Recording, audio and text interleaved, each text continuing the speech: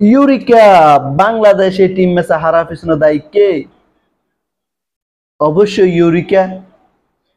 Eureka আছে কি করলো? উনি এই যে অলরাউন্ডার, গত লাস্ট বিগত কয়েক ম্যাচে ইউরিকা কি খেলে কি দেখাইলো আমাদেরকে, কি পাইলেন এই ইউরিকা থেকে?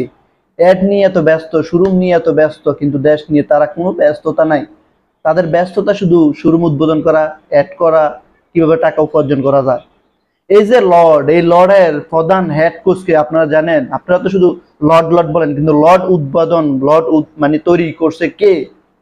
সাকিব আল হাসান। কারণ উনি চায় যে বাংলাদেশ টিমে লর্ডের পরে, মানে এই টিম ওনার পরে আর যেন কোনো ধরনের প্লেয়ার ওনার মতো টাকা না কামায়, মানে কেনিয়ার মতো বাংলাদেশ টিমটা একসময় বাদ হয়ে যায়।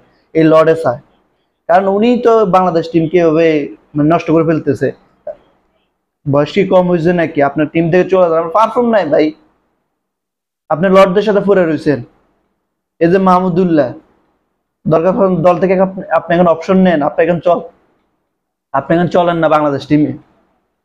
কেন পড়ে রয়েছেন আপনারা এই লর্ডারদের সাথে? কি আপনারা কি পাইছেন আজকে এই খেলা থেকে? কিছু পাইছেন? মানুষকে আপনারা হার্টবিট বাড়াই দিয়েছেন। কি খেলে দেখাইছেন আপনারা একটু দেখান। আপনাদেরকে কি করা উচিত? আজকে সংবাদ সম্মেলনে শান্ত কি বলবে? এই ডট বাবা, এতদিন তো আমরা ডট বাবা কারে বলছি? তামিমকে। এখন ডট বাবা তো লর্ডের মধ্যে চলে এসেছি। তামিমে খেয়েছে তামিম, আমি মুখ দিয়ে চলে এসেছে।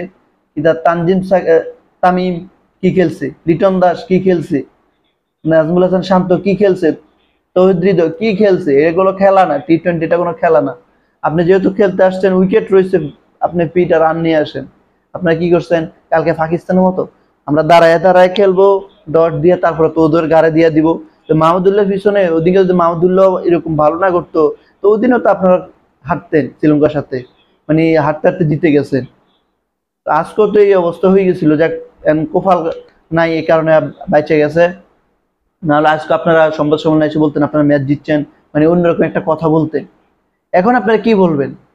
এই ডট বাবারা বা লর্ড বাবারা কি বলবেন আপনারা? এখন মায়ের দোয়া টিম, সাকিবারা হাসতে হাসতে বলতেছে আমরা তো এখন মায়ের দোয়া টিম। লজ্জা শরম নাই? দাঁত কেলায় কেলায় হাসে। যদি দাঁতটা মানে দুটো মুরগি দিয়ে যেত, কার টাকা তোমাদের ফেটে পড়ে, সেটা যদি একটু ধরে মুরগি যেত, গেটের মধ্যে সাইডটা ফাড়া দেওয়া যেত, তাহলে বুঝতো। আর তাদেরকে বাদ দিবে কেমনে? কারণ তাদের পিছনে অত বড় বড় নেতা ইয়ারা রয়েছে, লর্ডাররা রয়েছে। কারণ তারা তো প্লেয়ার উঠাইতে চাইবে না, কারণ তারা যদি প্লেয়ার উঠায় তাহলে তারা টাকা কি কামাবে? টাকা কিভাবে অর্জন করবে? কিভাবে ফোন দিবে যে আফা আমরা তো জিতে গেছি, আর আফা তার জন্য নজরে দোয়া করবো, আর আর দোয়া, আর আমি তো টিমটা সিলেক্ট করছি। এখন টিমটা সিলেক্ট করছে কেন? সভাপতি সিলেক্ট করছে না? সভাপতি সিলেক্ট করছে তো। এই কারণে তো লর্ডাররা খুব ভালো খেলতেছে, দারুণ, ফ্যান্টাস্টিক। তোমাদের ভবিষ্যৎ কামনা করি, তোমরা এইভাবে আরো মুখ উজ্জ্বল করো বাংলাদেশের, এবং কেনিয়ার মতো তোমরা একদিন জ্বলন্ত ডুবে যাও।